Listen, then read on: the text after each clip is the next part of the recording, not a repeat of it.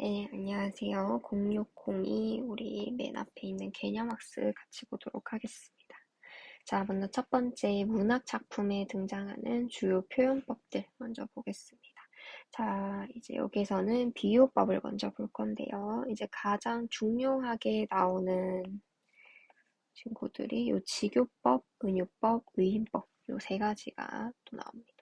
먼저 직유법부터 원관념과 보조관념을 뭐뭐 같이, 뭐뭐처럼, 그리고 뭐뭐듯이, 뭐뭐인양 이런 말을 써서 직접 연결을 시키는 겁니다. 그래서 여기에서 원관념, 보조관념 이렇게 두 가지가 나뉘는데요. 그러니까 하나의 대상, 내가 원래 이 대상을 보고 만약에 내가 여기에 나오는 내 얼굴이 있죠. 내 얼굴을 봤어. 그런데 이 얼굴이 동그란 게 마치 사과 같다라고 그 보조관념을 내 머릿속에서 새롭게 떠올린 거예요. 그래서 내 얼굴이 동그란 것이 마치 사과 같다라고 이렇게 보조관념을 끌어와서 이러한 연결어를 사용해서 직접 연결을 시키는 것을 직유법이라고 합니다. 그래서 여기 보면은 같은 이라는 이 연결어 그대로 쓰여졌죠. 그래서 사과 같은 내 얼굴, 여기에서는 직유법이 쓰였다고 할 수 있고요. 그리고 원관념과 보조관념 사이에 유사점을 드러내지 않고 이어주는 말, 이런 연결어 없이 그냥 암시적으로 연결시키는 방법을 은유법이라고 합니다.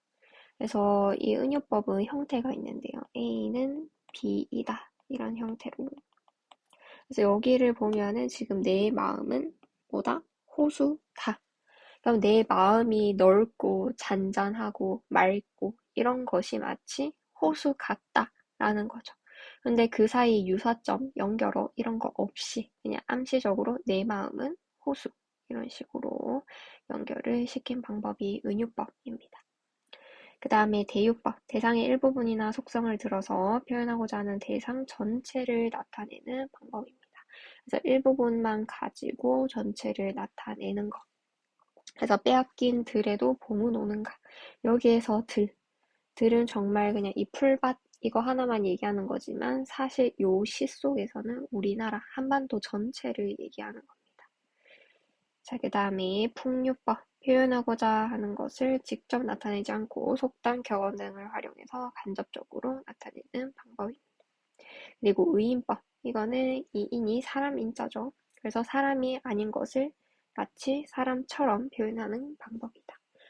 그래서 여기 유리왕의 황조가를 보면은 꾀꼬리가 서로서로 정답다라고 얘기를 하고 있어요. 그러면은 꾀꼬리들끼리는 뭐 이렇게 정을 나누고 뭐 사랑을 하고 이런 인간이 느끼는 감정은 느끼지 못할 텐데 마치 사람처럼 표현을 했다라는 거예요. 그래서 만약에 동물이나 식물 같은 애들한테 사람이 느끼는 감정, 사랑 혹은 뭐 노래를 부르나 춤을 춘다거나 뭐 사람만 할 수 있는 행동들 있죠. 그렇게 표현을 한다면은 이제 의인법이 활용이 되었다고 할 수 있습니다.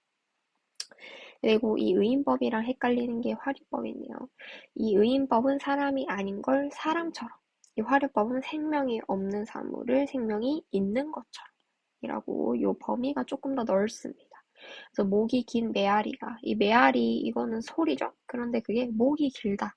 이거는 사람이 목이 길 수도 있지만 뭐 짐승, 기린 목이 길 수 있죠. 그러니까 이렇게 생명이 없는데 마치 생명이 있는 것처럼 표현을 한 것은 화류법이라고 합니다. 그다음에 의태법은 사물의 모양이나 상태를 본단 말을 사용해서 실제와 비슷하게 나타내는 것. 의성법은 소리를 본단 말입니다. 그래서 의인법, 화류법 여기 밑에도 나와 있죠. 구분이 엄격하게 그어지는 것이 아니라 비슷하게 사용되기도 합니다. 그래서 이 주체가 생물일 경우에는 의인법, 무생물일 경우에는 화류법으로 보기도 한다. 그래서 인간만이 할 수 있는 행동이나 상태, 이 감정을 느끼고 노래하고 춤추고 이런 것들 다 의인법으로 보고 있습니다. 자, 그 다음에는 이제 강조법이에요. 표현하고자 하는 대상을 선명하고 뚜렷하게 드러내기 위한 방법. 그래서 과장법. 이거는 실제보다 훨씬 크거나 훨씬 작게 아무튼 과장해서 나타내는 방법. 그리고 반복법. 또 시에서 자주 나옵니다. 같거나 비슷한 말을 여러 번 반복할 때. 그 다음에 열거법. 이거는 관련 있는 말을 여러 개 나열하는 방법. 그리고 점층법은 점점 커지고 강해지는 거. 정강법은 점점 작아지고 또 약해지고. 그리고 비교법, 둘 이상의 대상의 모양이나 성질을 견주어서 표현하는 방법. 그리고 또 대조법은 성질이 반대되는 대상을 짝지어서 표현하는 방법. 그다음에 미화법은 훨씬 더 아름답게 고상하게 표현하고, 연세법은 앞말을 이어서 나아가는 거. 그다음에 영탄법도 시에서 자주 나옵니다. 이런 슬픈, 기쁨, 감동, 이런 모든 감정들, 그게 이제 벅찬 감정으로 나타낼 때 이런 느낌표랑 함께 자주 쓰입니다. 자, 이제 뒤에 또 변화법. 독자에게 신선한 느낌을 주기 위해서 변화를 통해 주의를 새롭게 환기시키는 방법입니다. 도치법. 이거는 정상적인 말의 순서를 뒤바꾸어서 배치하는 방법입니다. 그래서 우리 국어에서는 주어, 목적어, 서술어 이렇게 순서대로 얘기를 하죠. 근데 그거를 일부러 바꾸는 겁니다. 웹버드를 가려 꺾어서 님의 손에 보내겠습니다. 이렇게 적어야 되죠. 근데 여기에선 지금 보내겠다, 님의 손에 하고 이렇게 바꿔서 썼다. 이게 도치법이 되고요. 그리고 대꾸법도 중요합니다. 비슷한 어구를 나란히 배열해서 문장의 변화를 준다. 그래서 비슷한 문장을 나란히 배열을 한 거. 콩 심은 데 콩나무, 밭 심은 데 밭난다. 이런 게 대꾸법이고요. 그리고 서리법도 중요합니다. 누구나 다 아는 사실을 일부러 의문문 형태로 나타내서 읽는 이가 스스로 결론을 내리게끔 강조를 하는 겁니다. 그래서 가난하다고 해서 외로움을 모르겠는가, 이게 지금 실제로 묻고 있는 그런 형태죠.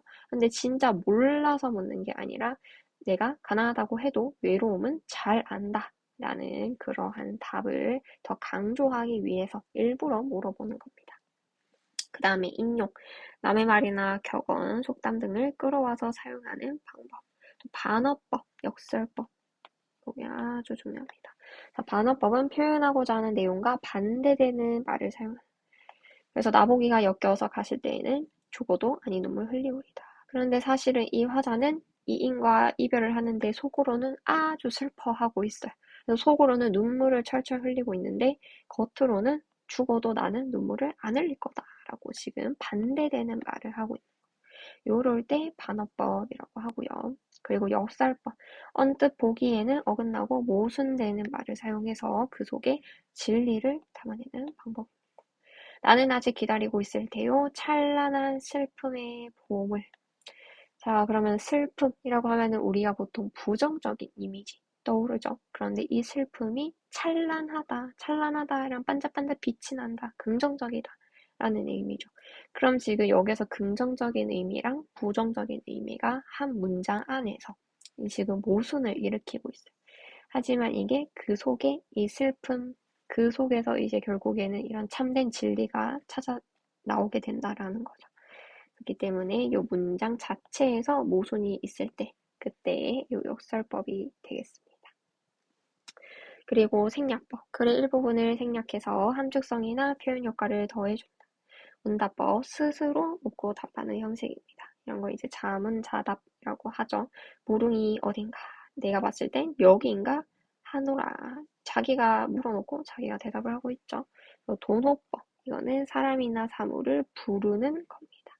그래서 아이야, 여기 하얀 모시수건을 마련해 두렴라고 아이야 하고 혹격 조사 붙여서 이 사람 아이를 부르고 있죠.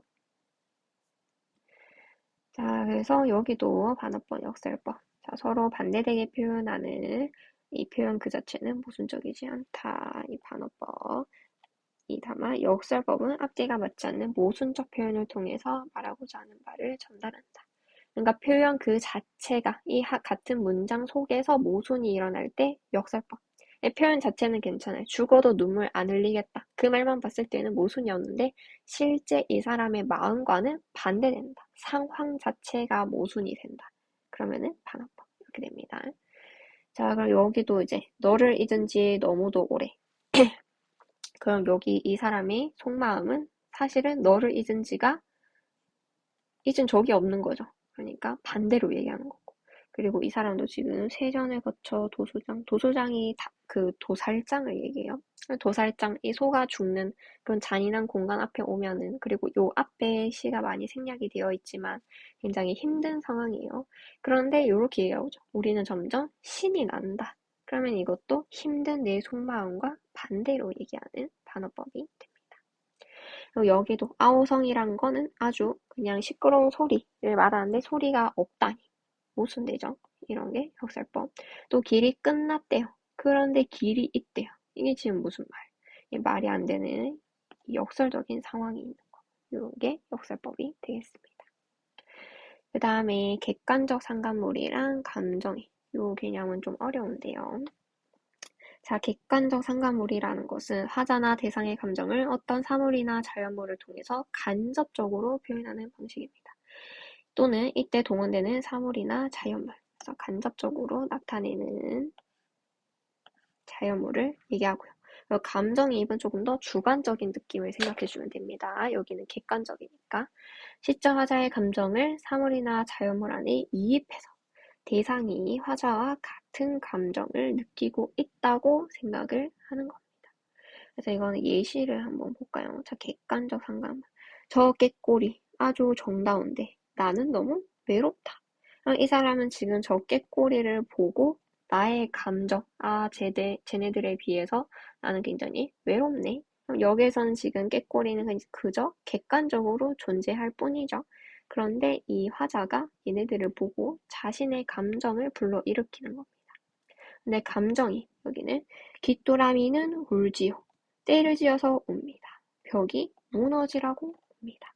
귀뚜라미가 우는 거는 아무 생각 없이 우는 거죠. 그런데 여기에서는 자기가 슬프니까 귀뚜라미도 슬퍼서 때를 지어서 울고 너무나도 억울해서 벽이 무너지라고 운다 라고 마치 자기가 느끼는 그 감정을 이 귀뚜라미한테 그대로 이입을 시키고 있습니다. 그래서 이렇게 화자랑 자연물이나 이런 동물, 식물들이 자기랑 똑같은 감정을 가지고 있다라고 생각하는 게 감정이입이고, 그런 자연물들과 화자의 감정이 똑같지 않는 거, 그냥 보고 화자의 감정이 고조되는 거, 그런 것이 이제 객관적 상관물이다라고 보면 되겠습니다.